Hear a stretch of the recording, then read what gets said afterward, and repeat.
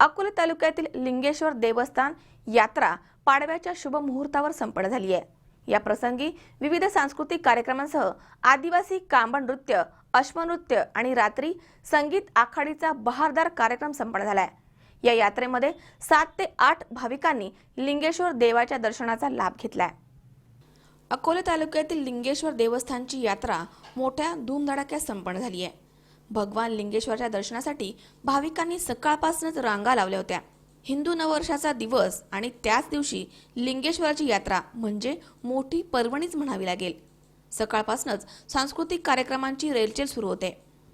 शालेय विद्यार्थ्यांनी लेझिम, झांज पथकीचे कार्यक्रम सादर केले, तर अवघ्या देशाचं आकर्षण ठरलेले राष्ट्रपती पारितोषिक विजेते पदक मिळवलेले आदिवासी कांबळ नृत्य, अश्वनृत्य यावेळी सादर करण्यात आले। तर दुपारनंतर भाविकांच्या दर्शनासाठी रांगा पाहायला मिळाल्यात।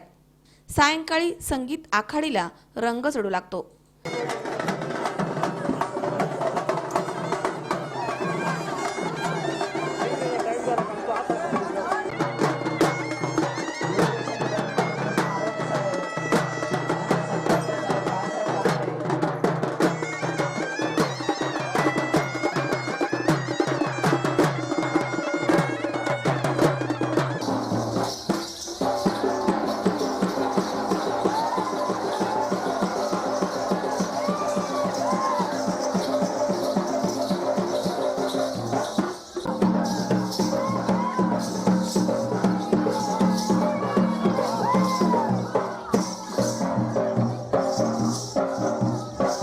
रात्र थोडी सोंगे फार अशी मराठीतील म्हण आहे।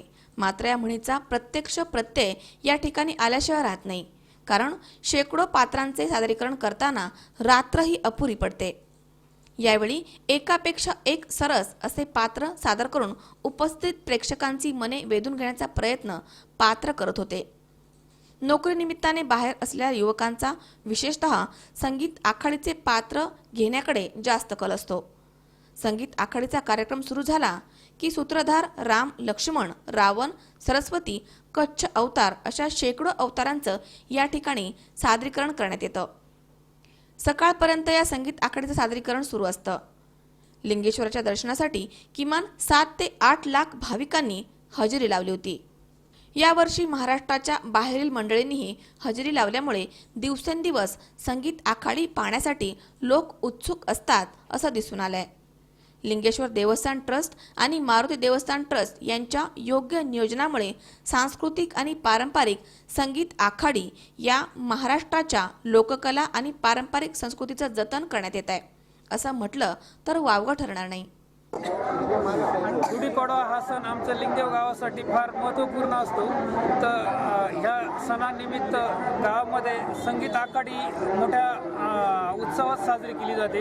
याच्यामध्ये महाभारत चे विविध पात्र आम्ही अशा वेशभूषा मध्ये करून दाखवतो। या गावामध्ये अनादी कालापासून या लिंगदेव गावामध्ये पुरातन कालापासून ही संगीत आखाडी, या संगीत आखाडीमध्ये असंख्य पात्र आहेत। त्यामध्ये रामायण महाभारताच्या गोष्टी वगैरे, युद्ध वगैरे दाखवले जातात। यामध्ये या गावचा प्रत्येक नागरिक हा कुठेही कार्यरत असला तरी तो गुढीपाडव्यानिमित्त यात्रेला न चुकता हजर राहतो।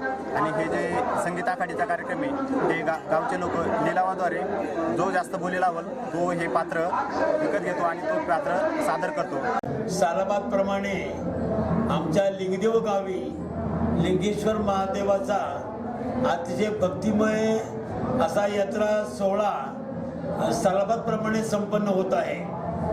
आणि या यात्रेच्या सोहळ्याच्या निमित्ताने आज आमच्या गावी दिवसभरामध्ये आदिवासी कांबळ नृत्य सोहळा, त्याचप्रमाणे लेझिम स्पर्धा, अश्वनृत्य स्पर्धा, शालेय विद्यार्थ्यांच्या नृत्य स्पर्धा व नृत्याचे कार्यक्रम या ठिकाणी दिवसभरामध्ये संपन्न झाले।